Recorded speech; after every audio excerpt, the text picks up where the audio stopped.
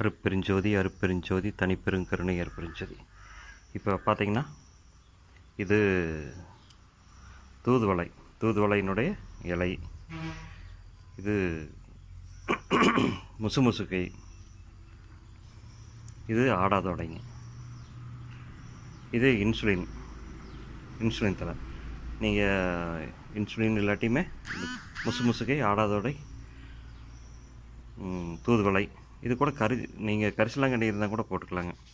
அது கூட கரிசலாங்கண்ணி இருந்தால் கூட போட்டுக்கலாம்.